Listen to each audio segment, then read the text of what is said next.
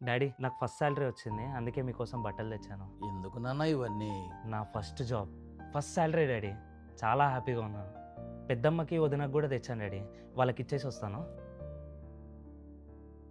వదిన, ఇది నీకోసం. చాలా బాగుంది Vishnu, thank you. Congratulations on your first salary. పెద్దమ్మ, ఇది నీకోసం. ఎవడు కావాలరా నీ బోడి చీర? నాకు అవసరం లేదు. నా ఫస్ట్ శాలరీ తోటి అమ్మకి చీర కొనిద్దాం అనుకున్నాను పెద్దమ్మ, కానీ అమ్మ చనిపోయింది. నాకు అమ్మవి నువ్వే కదా పెద్దమ్మ. ఎవడరా నీకు అమ్మ? నేనెప్పటికీ నీకు అమ్మని కాలేను. పో పో బయటికి. చీరనంట చీర. ఎందుకు విష్ణు, తను కాదన్నా కూడా తన దగ్గరికే వెళ్తావు? అవసరమా? అనవసరంగా నీ హ్యాపీ మూమెంట్ ని స్పాయిల్ చేసుకుంటావు విష్ణు. ఒక్కసారి ఒకరిని నా అనుకున్న తర్వాత వాళ్ళు ఎప్పటికీ నా వాళ్ళే వదినా.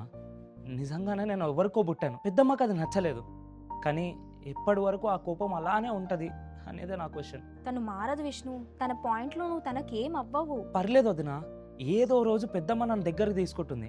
అప్పటి వరకు తను తిట్టి నా కొట్టినా తను నాకు అమ్మే అవుతుంది. అదంతే. నానా విష్ణు, బయటికి వెళ్తున్నట్టున్నావు, తినేసి వెళ్ళానా? పెద్దమ్మ. పెద్దమేంట్రా? అమ్మా అని పిలు. అమ్మా, థ్యాంక్ యూ సో మచ్ అమ్మా. సారీ నాన్న. నువ్వు సారీ చెప్పడం ఏందమ్మా?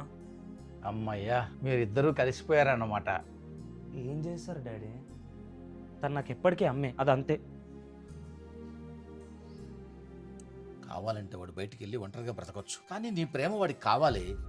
చిన్న మనసే వాడిది, దాన్ని ఇబ్బంది పెట్టడం కరెక్ట్ కాదు.